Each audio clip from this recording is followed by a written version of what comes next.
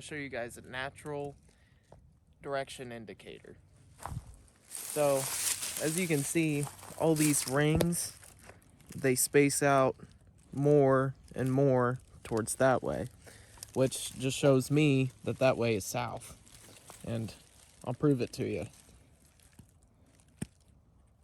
I'm gonna put this on here, and look at that. Perfect. So that was a natural indicator of direction on a tree stump.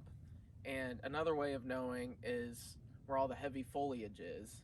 It is all facing south because it gets the most sun on the south to grow.